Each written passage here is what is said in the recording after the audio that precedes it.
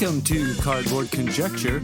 We're a podcast about board games where we have opinions and conclusions formed on the basis of incomplete information.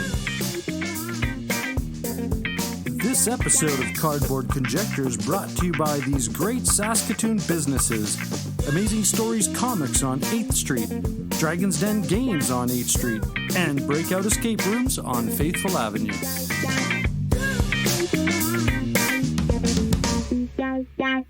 Well, hello there. How's it going, eh? This is Whatcha Been Playing Wednesday, and this is a special weekly episode that's a compilation of all the board games that we've been playing recently. And contributing on this episode are definitely a board game podcast, Dice and Dragons, Board on the Air, the Tabletop Bellhop, Fradinat Games, the Meeple Dungeon, and Cardboard Conjecture. Remember to check out the show notes for the links to all of the content of the Whatcha Been Playing Wednesday cast. So sit back and enjoy.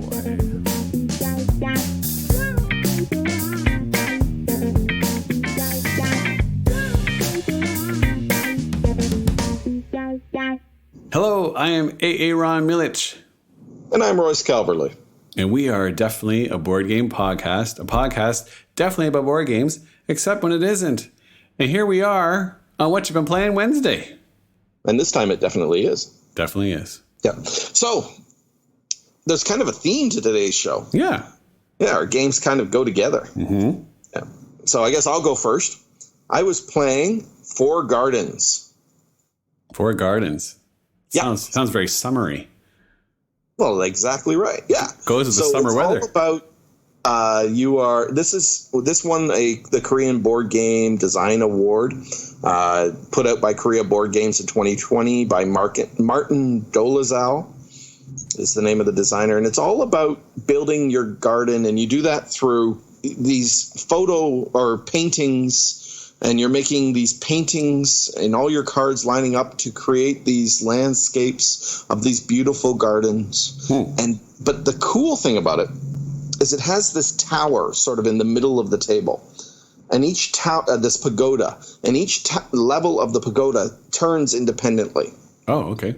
And it has resources printed on the various sides. So if you're turning the second level, you're also turning the one above that and the one above that. Oh, okay. So when you turn it, now different stuff is showing at you. And depending on where you turn it, you're going to have a different collection of resources that are showing towards you. And then you play cards to take those resources, either starting from the bottom or starting at the top of the pagoda, going up and down. You have a very limited number of resources you can hold, so which resources you get is really difficult. And you use those resources to put the cards out into your landscapes, into your paintings. When I first saw this game, it was almost like an ASMR video, one of these. And the person made a lovely cup of tea, and they unlocked the game, and they set it up, and they sort of played, and they were playing the cards, and it was very gentle and very quiet. And I thought this would be a really lovely little filler. Yeah. I was wrong. This is like a thinky. This is a puzzly. This is a analysis paralysis a little bit game. Yeah. Really interesting, really good, really recommended. That's Four Gardens by Korea Board Games and Martin Dolezal. Cool. That sounds thinky. And completely unique. I don't know anything else like it. Nice. Where did you get that? This one I think I got from Board Game Bliss. Originally it was only available through Board Game Geek, but I did wait and Board Game Bliss got some into stock. Nice. Yeah, they seem to be pretty good at getting games that are hard to find. Yeah. Awesome. Well, I've also been playing a summer-themed game. In fact, summer is part of the title. It's called Azul Summer Pavilion. This is the second of a trilogy.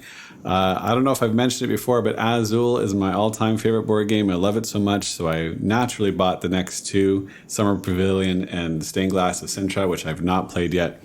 But we finally got Summer Pavilion to the table, and I will say I do like it a lot. Not as much as the original. But that's because this one's a little bit thinky. This one's a little more difficult than the original. This one has diamond-shaped tiles. And this time you're covering flowers with your diamond-shaped tiles. And the way you place those tiles is a little bit different this time. If your flowers are numbered 1 through 6, and in order to place a diamond tile on, say, number 5 of your flower, you have to have 5 tiles of that color to place it. Also, each round there are wild tiles which help you achieve that. There are also other different bonuses. If you cover all the number 1s on your board, you get a bonus. Number 2s, 3s, 4s, they all come with bonuses. Covering an entire flower will give you bonus points. And also, as you play, if you surround statues and lights and pillars, you get extra tiles, which will help you on your goal. A lot of fun. Definitely one of my favorites. Definitely more thinky. Not as popular with the people I've played it with. They prefer the original Azul, as do I, but I do love this game and would still put it near the top of all of my games. I love it that much. And it comes with a really cool little cardboard summer pavilion looking red building, which is kind of nice. And I don't have anything like that in my game collection. So highly recommend it. Michael Kiesling, Next Move Games 2019. And then soon I'll play Stained Glass Sintra, and we'll tell you about that one as well. I think it says a lot about our gaming styles that I was pleasantly surprised how much more complicated Four Gardens was than expected, and you were kind of disappointed by how much more pinky Azul Summer Pavilion was. Always looking for the easy way out. That is me. All right, so you'd let us know what you think of these games. If you played them, you can reach us at definitelyboard@gmail.com, at BoardDefinitely on Twitter, at definitelyboard on Facebook. And we also have a guild on the Board Game Geek, Definitely Board Game Podcast. You can reach out to us there. And if you're enjoying all the stuff we're telling you right now, you should listen to our episodes, Definitely Board Game Podcast. You can find us on Apple Podcasts, Spotify Podcasts, iHeartRadio, all these other great places. We're everywhere. It's impossible not to find us. So look for us, listen, let us know what you think. Sound good, Royce? Sounds good. Thanks a lot. Bye, everybody.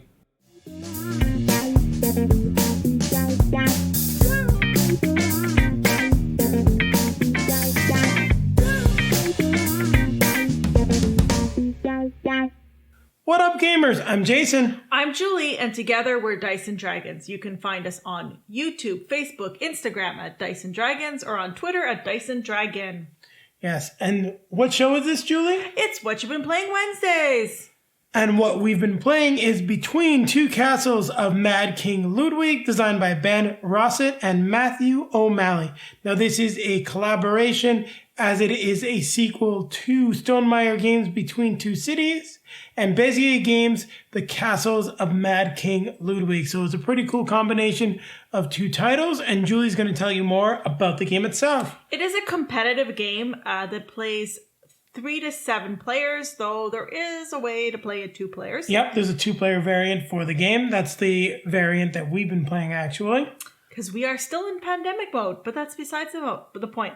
It's for ages 10 and above, and it plays in about 45 to 60 minutes. I think the first time when we were getting to know it, it took us about 60 minutes, and then this was closer to the 45-minute mark, I think. Yeah, scoring actually takes a fair chunk of the time. Well, you want to talk about the latest discovery you had about that regarding scoring? Yeah, so I'd like to thank someone on Facebook. I put up a post about starting to play Between Two Castles of Mad King Ludwig. There's an app that will auto-score your castles, and well, it can be a little bit wonky depending on your lighting and things like that. It's very easy to calculate the misses on the score, and you will get a nice quick calculation for your castle. Misses? Oh, what it misses. Yeah. I'm like, calculating what I did? What? No, I said it's wonky and it misses things. That's Yes. what I was going for. Okay. But it is an awesome way to score your castle. Now, it is not free. It costs a few bucks, but if you're going to be playing this game a lot, especially with a lot of people, it's something that I would highly recommend checking out. Now, Julie, what did you think of Between Two Castles of Mad King Ludwig? And now, just for everyone, we've played neither of the other two games. We haven't played Between Two Cities or Castles of Mad King Ludwig. I think I've said this so many times during the pandemic. I don't know if it's because of the pandemic that we have all these games, or I think this game would shine at a higher player count. I think the fact that there is a variant to be able to play as 2-player is great. I just don't think it's awesome. I think you need 3 players or more. I think this is probably best at 4 players. I definitely agree with you. I think this is probably better at 4 or 5 player count. And one of the main reasons why is when you're playing with 3 players, actually, the 2-player variant is essentially 3 players. You're cycling a lot of the same stacks of tiles. So there's a little less variety that you're going to see, a little less opportunity to go through some of the different rooms. And you may even see some things again, which you're not going to see at higher player count. So I agree with Julie. I really would like to check this out at a higher player count. That being said, there is a lot to like about this game. It plays quickly. It's very easy to teach. The scoring is a little bit complicated just because you have to take some time to do it, but the app, as we said, helps out a lot. I just really like the way this game plays overall, though. I like the fact that you're collaborating with another player on each side of you. Well, we haven't done that. We've collaborated with an AI, essentially.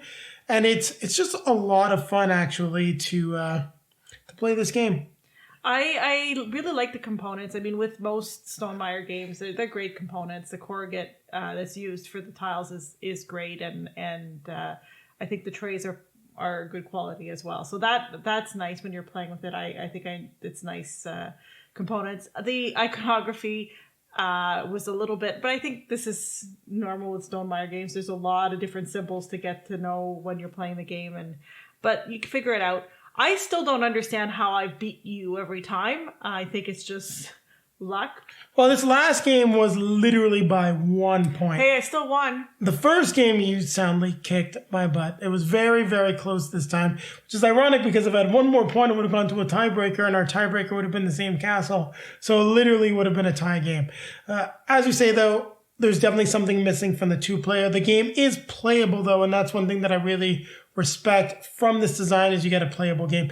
And this has to be the fastest setup time that we have of any game in our collection. Because if you just shuffle the tiles before you clean up, literally when you go to set up the game, you lift out the trays, maybe straighten up a few things, and you are good to go. You're ready to play the game and have it hit the table instantly. And I don't think there are that many games that can be played with up to 7 players that are still going to be played in about 60 minutes, and that's pretty cool. Yeah, I think the only other thing I would say about it is I am looking forward to pulling this out at game night and playing with other people, and I think it's great for all kinds of different types of people who like playing games. It's just that kind of game, so I'm looking forward to playing it with more people. Yeah, I agree with you, and I think that this is a great family fit for a game. The iconography and everything can be a little bit challenging, but once people figure out the scoring, at least that aspect is fairly straightforward, like how rooms score. Just have to pay attention to where you're placing them. Other than that, there really isn't that. And follow the rule book. Yes, follow the rule book, which is well designed.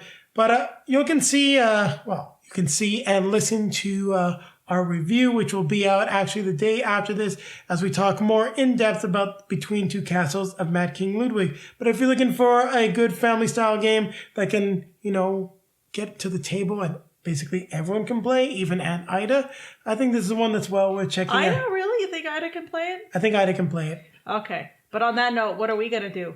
Well, we're going to remind everyone to keep playing games.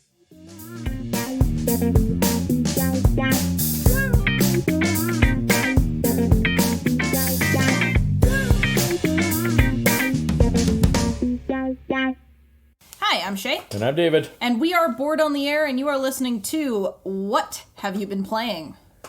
Did I say it right this time? You nailed it this time. Yeah. No, you're listening to What You've Been Playing. No. A weekly board game podcast featuring Canadian content creators.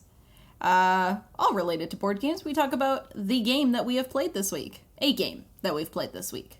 I can no longer participate in this endeavor because you said it wrong. No, I said it right.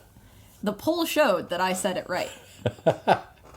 So I found out that Ryan actually voted for my side of the poll. Oh, did he? Yes. Oh, but he laughed at your poll. Yes. Yeah. Okay. Well, it was a pity vote then. So you actually have one less vote than you thought you had. No, it counts. Uh-huh. What did we play, Shea? We played Space Base Classic.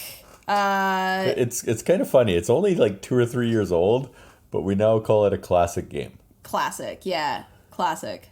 I don't know. It's a great game. Let's go with it's a fantastic game. It is, and it's it's one of those games that's actually had some staying power on the shelf. Yeah. Right? There's a lot of newer games that don't have the legs that Space Base has.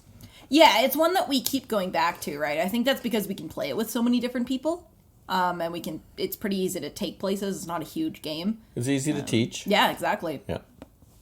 So tell us a bit about Space Base, Dave. So, what type of game is it? In Space Base, you are rolling dice. And when you roll your dice, you're going to get something. And the twist to this is everybody else, if they have ships that have been docked or put into orbit, or I forget how they phrase it in the rule book. So you've bought another ship, and the ship that was in your main port is flipped over, matches the numbers that you rolled, they get something as well. Mm-hmm. And you have this engine that you're building. And you're trying to collect either money or income or victory points. I mean, the goal of the game is to get, 45?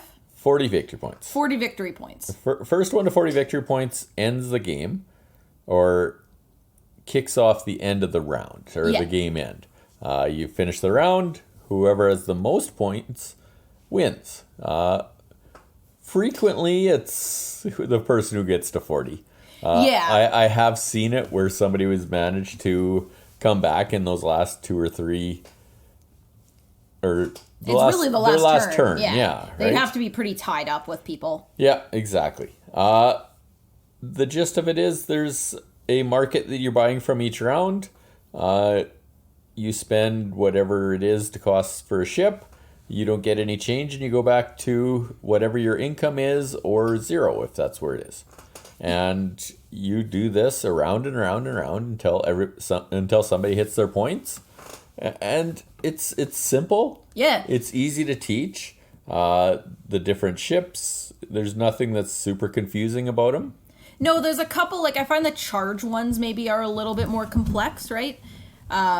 Just because you have to understand what some of the symbology means.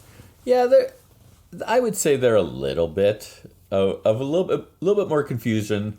And then there's the color of the blue and the green as to when you can use those charges. Exactly, yeah. But I do like the engine aspect. It's not just what's on your roll, it's also what's on other people's rolls, and the idea that you can use each dice as separate numbers or both dice together to make the bigger number, because that can decide how many coins or victory points or income that you get on that roll, right? Yeah, this one has been, it takes a lot from Machikoro, but it's more loved, I would say. Machikoro people enjoy, but Space Base, there's a lot of people that really like it, and I think it just does it a little better, and it keeps you invested throughout the whole game. You're concerned, or you're curious what everybody else is doing, because that's going to help you. Yeah, you have to focus on their dice. Yeah. Plus, with the expansion, you get those pink dice. Yep. Pink and red dice that you can buy that is an extra dice to roll on other people's turns, so that you can get victory points, coins, income, whatever happens to be on the dice. Yeah, the expansion is the emergence of Shy Pluto, which we've played through the campaign of it and added everything into the game, and just play that way. It doesn't add any extra complexity other than you're rolling dice on your turn as well. So you're looking at those dice, which it's a 1 out of 6 sided dice that gives you something, and it can be coins, victory points, allows you to buy some jet planes, which help you buy more of those dice. You can get some ghost dice, which the ghost dice you can only use. Yeah. There's some neat stuff that came out of that expansion, and I think that it really added to the game, and it's one of those, in my opinion, essential expansions that I'm not going to play without. Yeah, it didn't add any complexity, so it just a bit more fun. Yeah, and we've also added the command center box, which is the big box to hold everything. Not that it needed that big of a box, but we can now play up to 6 players, although I don't think I ever would. No.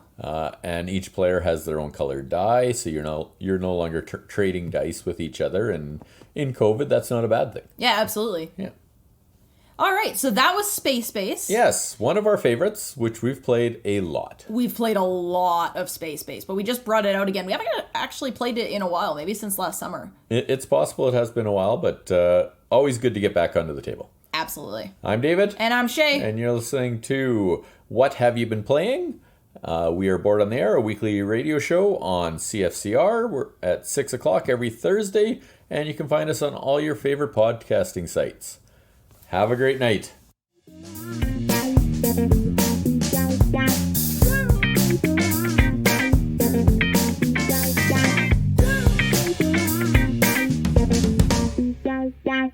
Hey folks, I'm Ryan of Bridge City Board Gamers, and I'm 1/3 of the weekly podcast Cardboard Conjecture, where we offer our opinions and conclusions formed on the basis of incomplete information.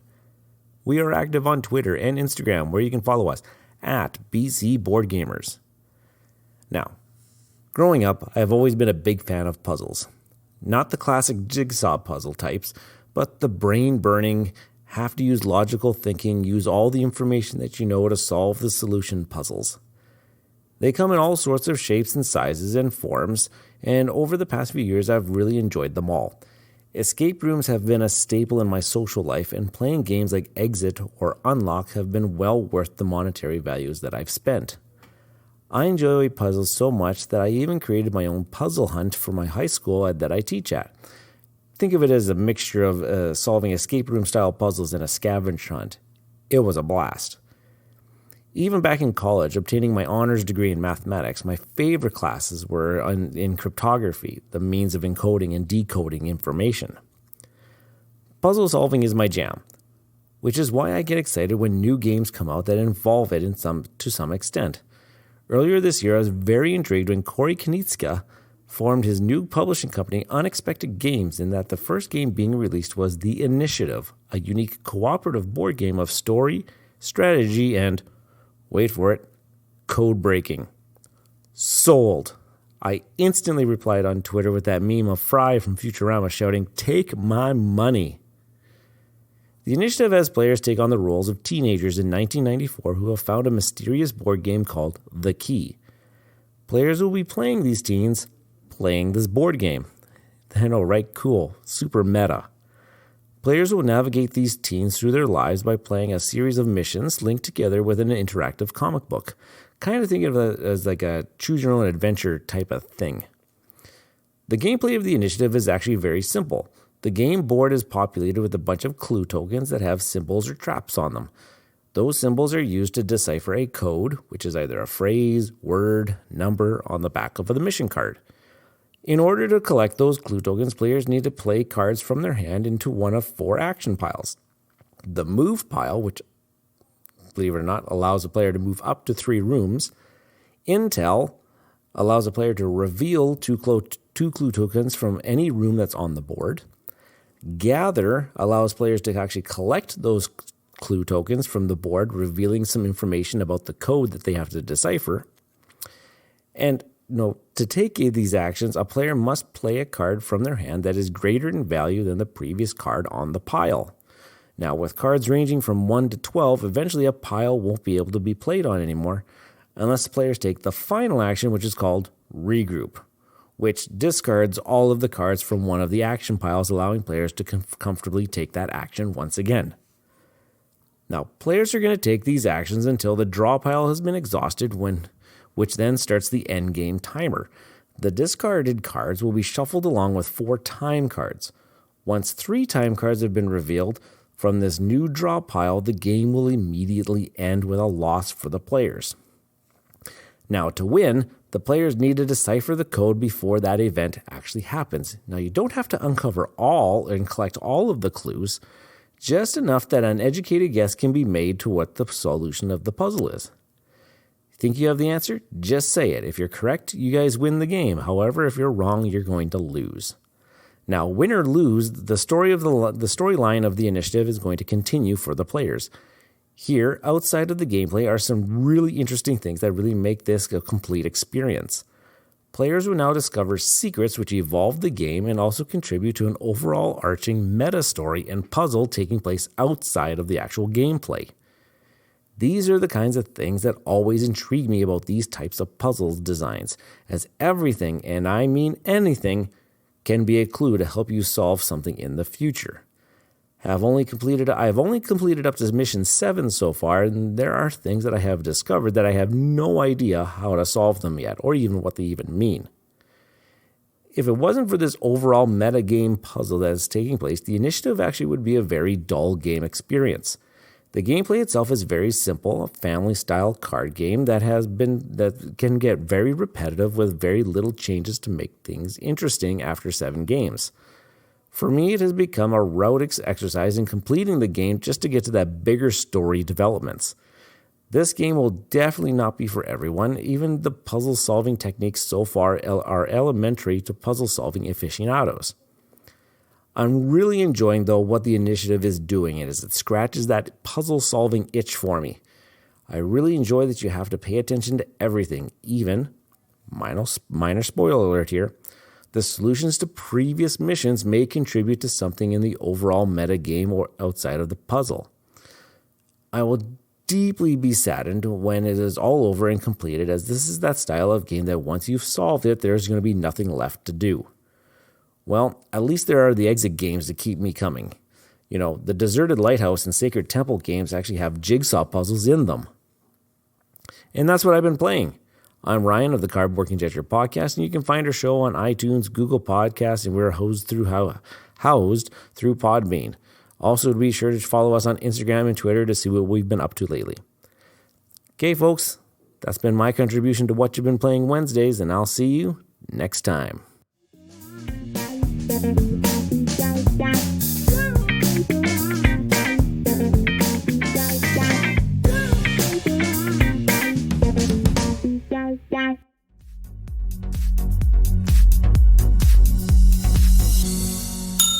Hello and welcome to the Tabletop Bellhop segment of Whatcha Been Playing Wednesday.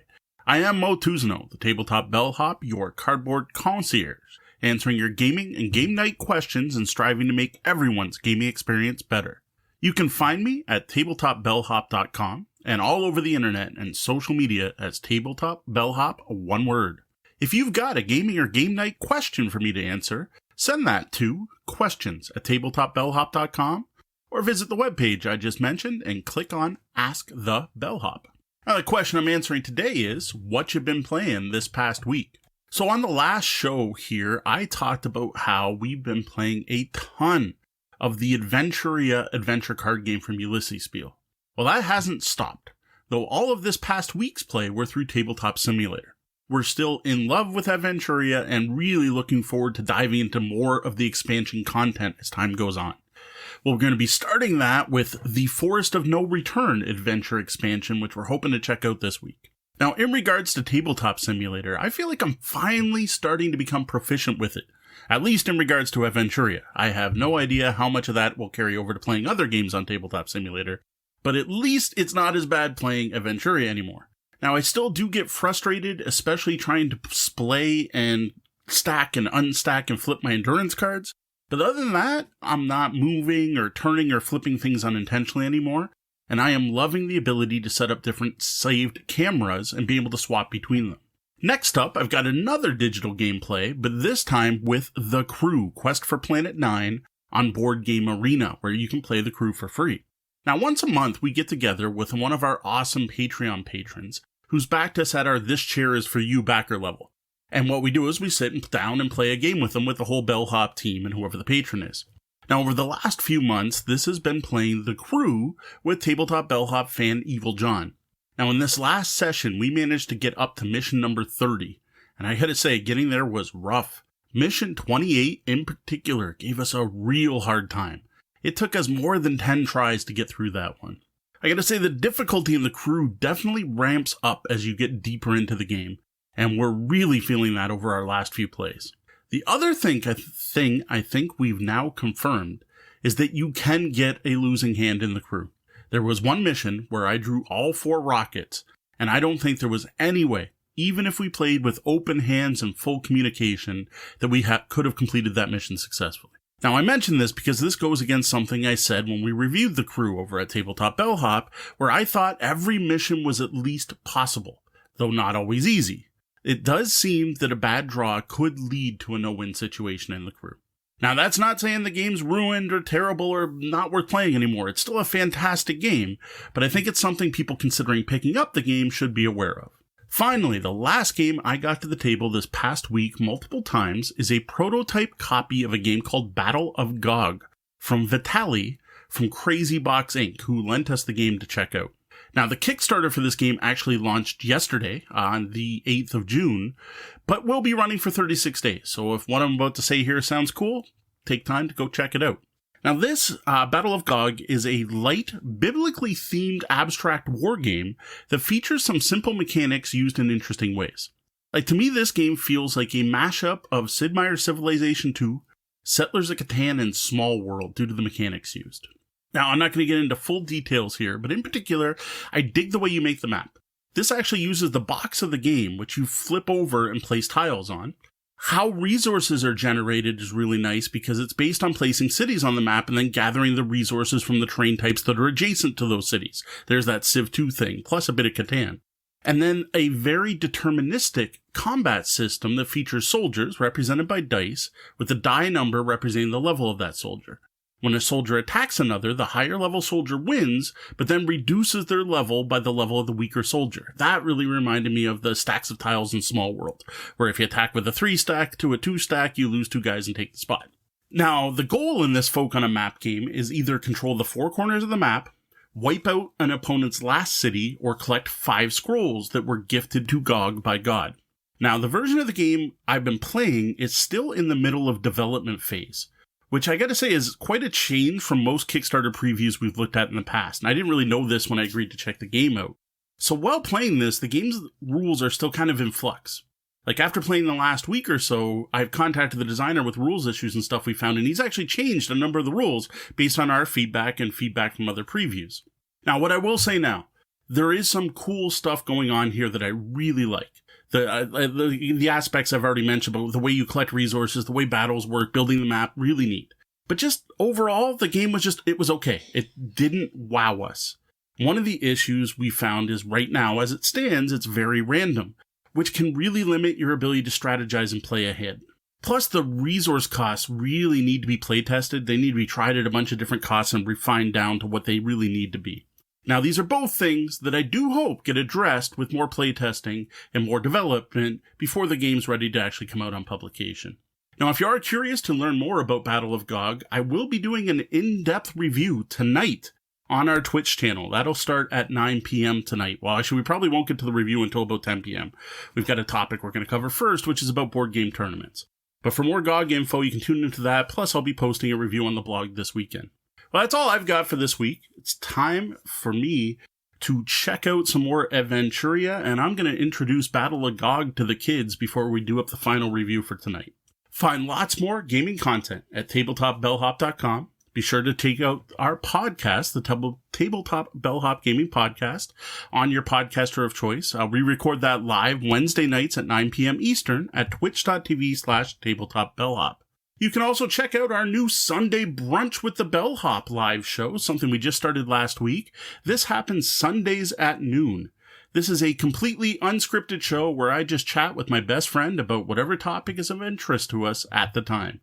Again, that's at twitch.tv/tabletopbellhop. For the Tabletop Bellhop Gaming Podcast, I am Moe T, the Tabletop Bellhop. Good night, and game on.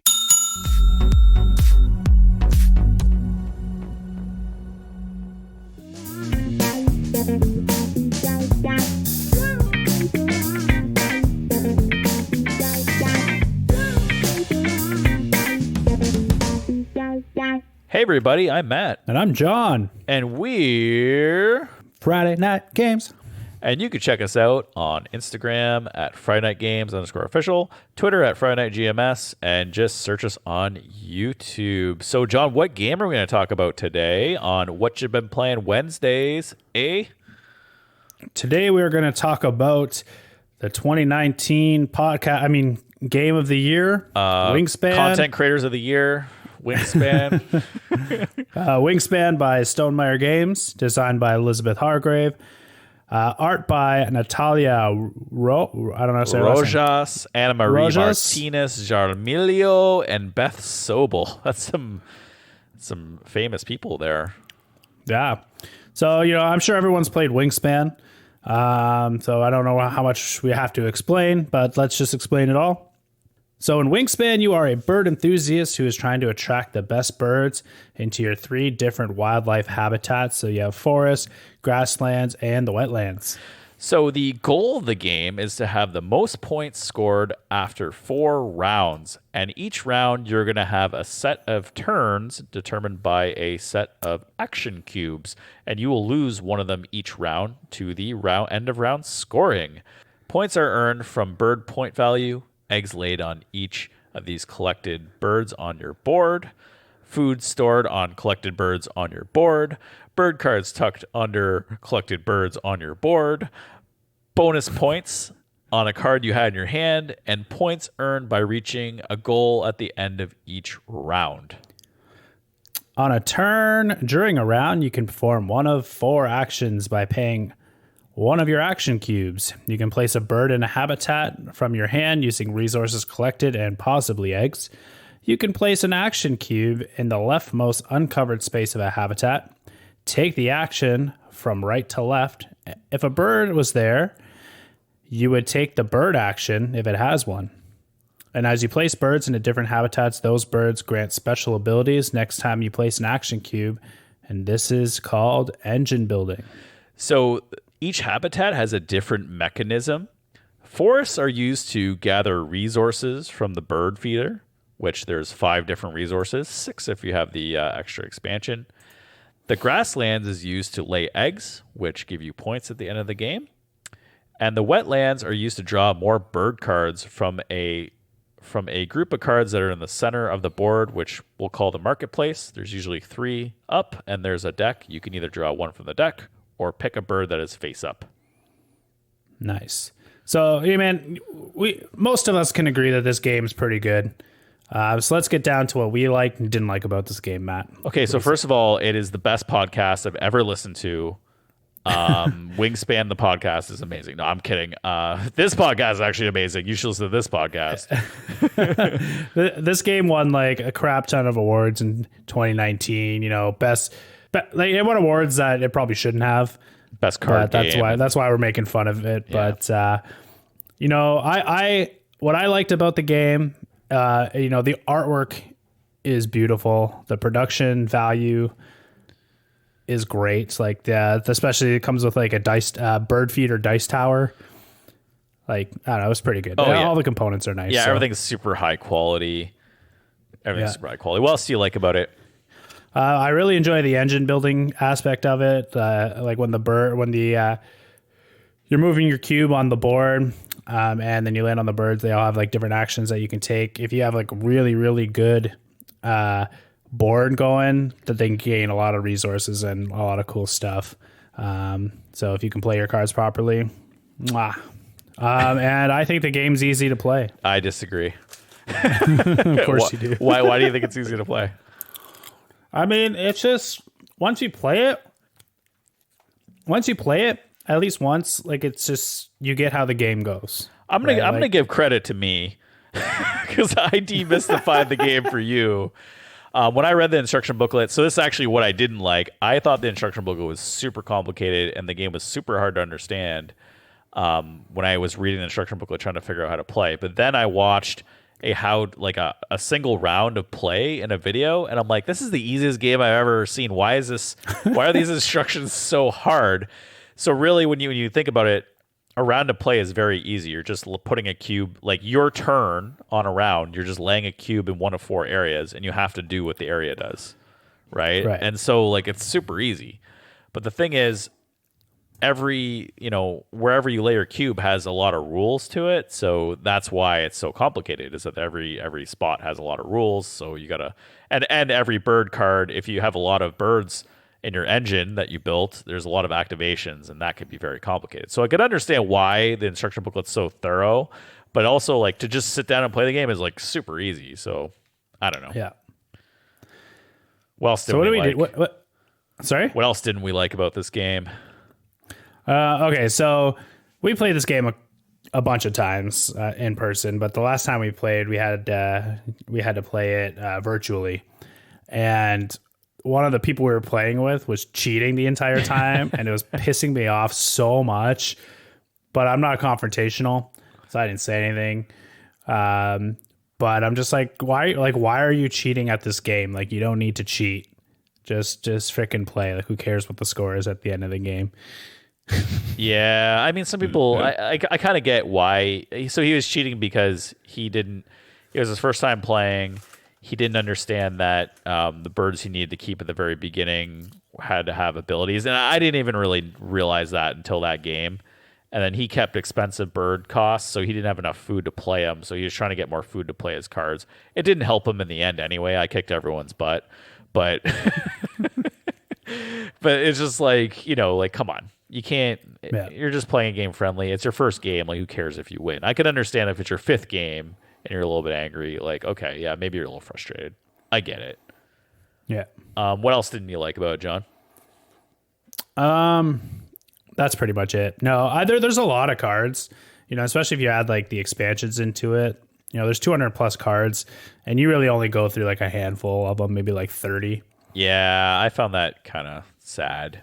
Or maybe you go through 50, but still, you're like, there's so many cards that you want to go through, and then maybe that stops it from being balanced because there's so many cards. I don't know. Maybe.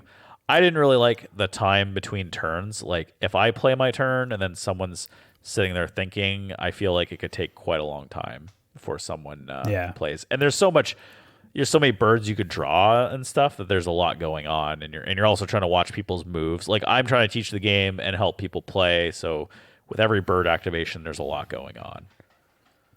Yeah, and then you add that complexity of the digital platform. It's even longer. Yeah. It's about half an hour per person in real life. It was like 3 hours and a half on the digital platform. Yeah. So yeah, it took me like 5 minutes to try to drag a card to your hand over to where it needed to be. Yeah. And then the other thing I didn't like was the bonus cards. I don't think they're even needed, to be honest. Like, I never used it. All my points came from eggs and birds. Never that bonus card.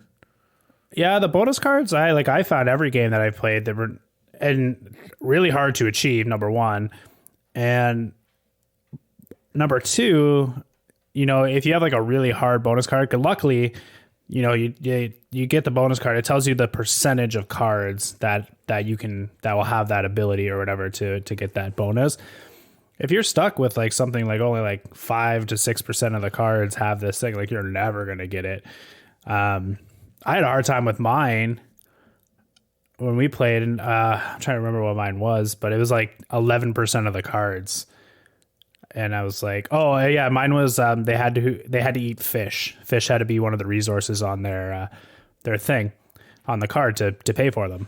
And I didn't get it. I had to have I had 2 cards that had fish on it, and then that was like the low end of the bonus card. It was really hard for me to find those. Yeah, I noticed that, like, I don't even focus on the bonus. I just focus on building my engine, getting cards that I can play a cube on a habitat that will give me other habitat abilities like draw or resources. I found that was actually the most helpful. So, right. So other than that, we played it right. So, but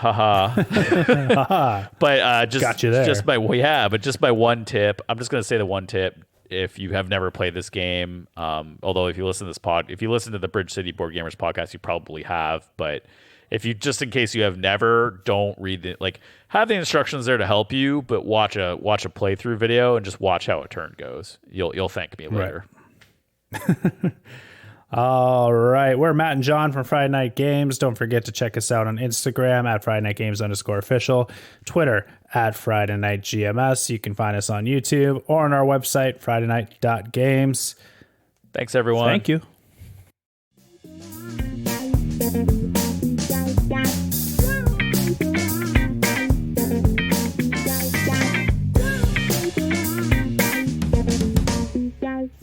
Hello, everybody. It's Rob and Anna Marie from the Meeple Dungeon. Hello. Hello. And we are back recording for the Whatcha Been Playing Wednesdays podcast. And we've been playing one game this week. What have we been playing, Anna Marie? We have been playing Horrified, designed by Prospero Hall and published by Ravensburger. Yeah, we've been playing Horrified. Now, this game we first played for the first time back at Shucks of 2019, I believe.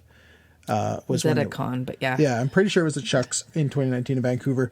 And we loved it then, and then we couldn't find it for the longest time. And then I think about 6 months later, we found it. And yeah, it's been in our collection ever since. And we've been playing it a lot lately. So, Horrified. So it's a game of heroes versus all the classic universal monsters like Dracula, Frankenstein. Invisible Mine. Invisible Mine. Invisible Man. Yeah. Wolfman, Bride of Frankenstein, the Bride, the Mummy, and each villain has a particularly neat way of defeating them. So you're running around on a board with your hero, taking actions, picking up items, and trying to defeat these villains. And each one has a very particular way of defeating them. Like the Mummy, you have to break his curse, and you have to do a little puzzle to break that curse, and then you have to defeat him and put him back into his tomb. And Dracula, you have to go around smashing all of his coffins, and then you're able to. He has nowhere else to sleep. Yeah, and yeah, you can catch him and get him with the stake. And Bride of Frankenstein, and Frankenstein is pretty funny. I love this one. Yeah, where you're trying to stay away from them, and then you're trying to switch up their humanity. You're trying to turn them back human, and you're doing this by using items and turning a dial and switching them hopefully back to human. By the time that they've reached each other, they kind of fall in love, and they just walk away, and they don't want to hurt anybody. So the theme is like crazy good in this game. It just comes oozing out of the game, these monsters. But yeah, so what do you like about this game, Anna Marie? This has been one of the first games I have found that's really engaged, or I guess somewhat engaged, our 6-year-old. Yeah. So he like Forbidden Desert is his jam. He loves that game. We'll play it all the time. And he likes war and like little card games and stuff. But this one actually, he sat the whole time playing with us, and because he loves co-ops. And so this was a great co-op for him. Just, everybody helping each other, and he really liked it. So I really liked that. Oh yeah, I should have mentioned. Yeah, it's a co-op game, by the way. Yes, co-op. You You're play working from together. 1 to 4 players. You could play by yourself if you wanted. And I really loved the color scheme on this board. I know. I found that it super popped. They used dark blue and then bright yellow. So the paths and the locations are all bright yellow, all kind of together. And then everything else is that dark blue. And I really just felt like I was being stalked on the evening streets by monsters lurking in the shadows. Yeah, totally. And so it really kind of helped to evoke that feeling like you're trying to run away from these monsters, but you're also trying to like kill the monsters. And it was just, I really liked that aspect of it. Just the board kind of brought it to life, helped to bring it to life. It very much did. And I love how this game works. It's very, very simple. Your character has between 3 and 5 actions, depending on who you choose.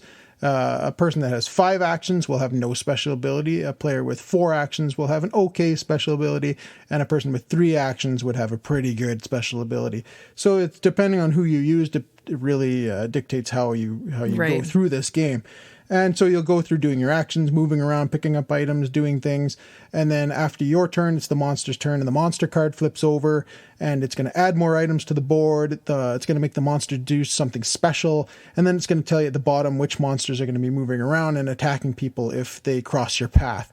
And I like that you can pick and choose what monsters you want to play against. So a novice game, you play with 2 monsters. For a normal kind of challenge game, you do 3. And for an advanced game, you would fight against 4 of these monsters, which is nearly impossible to win.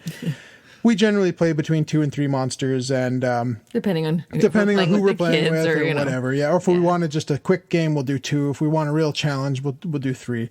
But no, it's really simple, and yet really challenging and fun and relatively quick. We usually don't take much longer than an hour. No, if that, an hour on the outside to do this. And yeah, that's cool. There's 2 ways to lose, where if the monster deck runs out, so if you take way too many turns, the monster deck runs out, you lose. Or every time they hit one of you, if they hit me or her or one of the villagers that start getting scattered around on the board, you will start moving up the horror track or horrified track or whatever it is. And then if you've moved up 7 or 8 spots on the horrified track, you lose the game. So it's really easy to see when you're getting close to losing, and really easy to see when you're getting close to winning. When you're, you've got them on the ropes and you've broken all the coffins of Dracula, and then you just know you got to get to him and you got to stab him or whatever, right? So, yeah, simple game, but it's pretty challenging, especially the mummy. We just played him just before we did this recording, and it's like, oh man, like you have to do a little puzzle, and all the things kind of have to fall into place. You have to kind of get lucky with, because the items you use, there's 3 different colors, and certain things take certain colors for you to use. So you have to use yellow items in this case when you're taking on the mummy, when you're trying to decipher his code. And the items are all laid out at random, kind of on the monster turns. You're putting them out at the different locations, so you have to go to the locations to pick up the items. Mm-hmm. And so you might have a whole stack of them, but they can also mitigate attacks against you, so you can get rid of them that way, and then you might not have them to use against the monsters. So it's a balancing act of that too. But you can share them, which is nice for an action. You can share them with a teammate. Yep. But it has some of the luck in there, luck of the draw for which tiles you're pulling out. Yep. But they're eventually all kind of gonna come out. Yeah, enough items get scattered around that it's not usually not a huge issue, but you can find yourself like, oh no, I need one more yellow item, and the closest one is like 5 spaces away, and you got to run out into the streets to get it, and then hope that you can get back by your next turn to use it, and so forth. But I like how you're saying that it is a fairly simple gameplay, but it's challenging it's very challenging. And how you simple doesn't mean it's not hard, right? Like it's simple to do, but it's not easy to win. Yeah. So we really love this game. Definitely highly recommend it if you like a good quick, especially a family game co-op. It's fantastic. But yeah, we got to run. So this has been Rob and Anna-Marie from the Meeple Dungeon. And we'll see you next week. Cheers. See ya.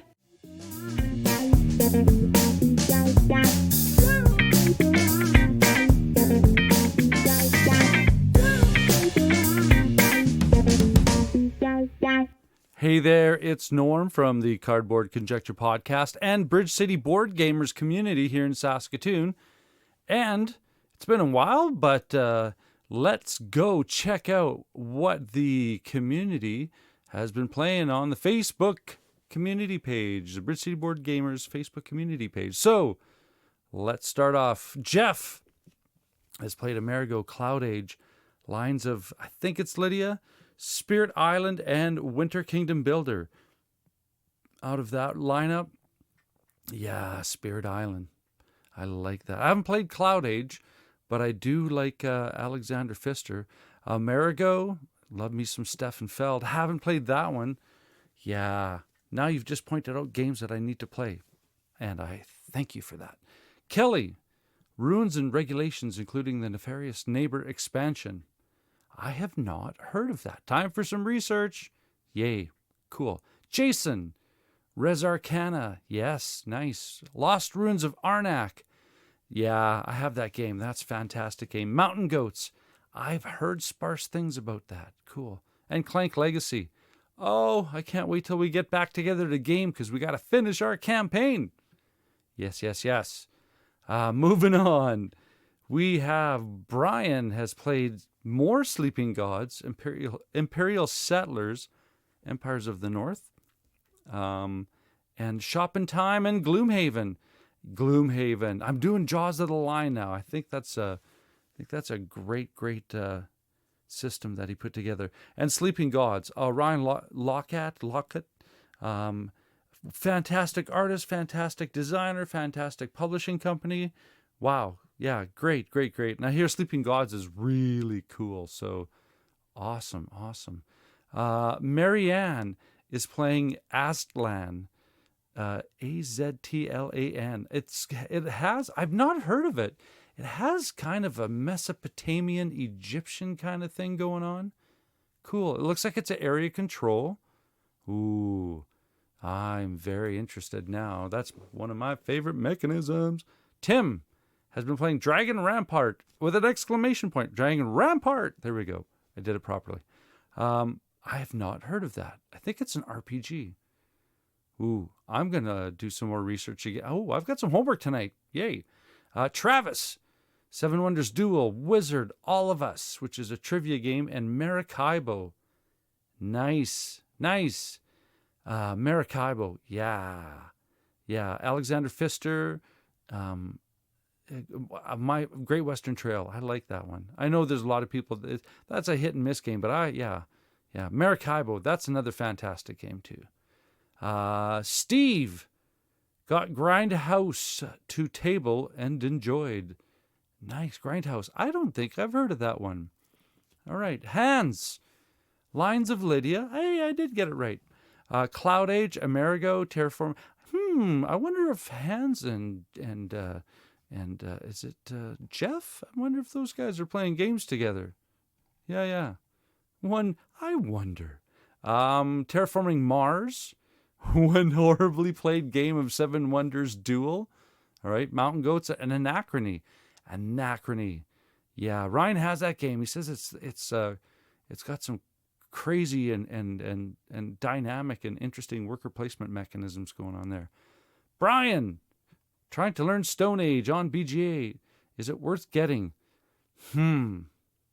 Well, you have to play it to like it or not like it. I'm the whole hit and miss. Yeah, I'm a little bit of a miss on that one. Yeah, because only because the dice hate me. So yeah, I'm not big on that random part of it because I'm facing an uphill battle anytime there's dice involved. But that's just on me. I have to deal with that.